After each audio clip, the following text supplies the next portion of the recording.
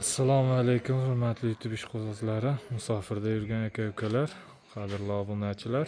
Mana bugun navbatdagi darvozamizni ham o'z joyiga ustanovka qilib bo'ldik. Bu darvozamiz kraskadan oldingi holatini ham video qilib tashlagandik. Yurtimizda obuna bo'lsalaring, ko'rgan bo'lsalaring kerak. Bu darvozamiz Farg'ona viloyati Beshariq tumaniga olib kelib o'rnatildi.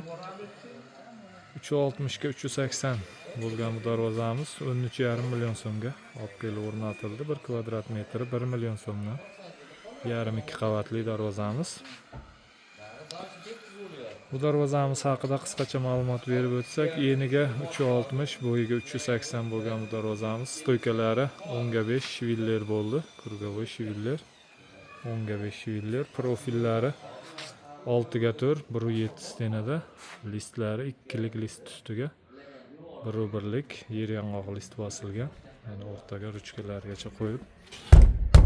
Juda baquvvat, juda chiroyli holda o'rnadi bu darvozamiz. Joyiga ham juda ko'rkam bo'lib o'rnashdi. Bu darvozamiz orqa holatlarini ko'rsatib o'tsak, zamoklar har doim o'rnatilgan o'sha zubur zamok ancha yildan beri yaxshi xizmat qilib kelyapti. Shuning uchun doim shu zamokdan qo'yilyapti. Xudo xohlasa uyaltirga yo'q zamoklarimiz yaxshi ish beryapti. Mana orqa holatlari, orqalari ham tekis, mana juda chiroyli plotniy bo'lib o'rnadi joyiga.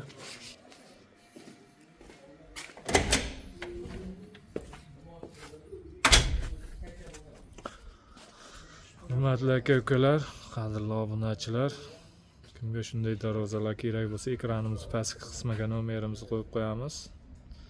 Bemalol murojaat qilishlaring mumkin. O'zbekiston bo'ylab dostavka, ustanovka mavjud. Kanalimizda obuna bo'lsa, yangi bo'lsalaring obuna bo'lib, like tugmachasini bosib, videomiz keng tarqalishiga hissa qo'shasizlar degan umiddamiz. Doim kuzatib boringlar. Keyingi videolarimizda ham Xudo xohlasa kraska sepish, o'rnatish jarayonlarini qo'yib borishga harakat qilamiz. Sog' bo'linglar, salomat bo'linglar.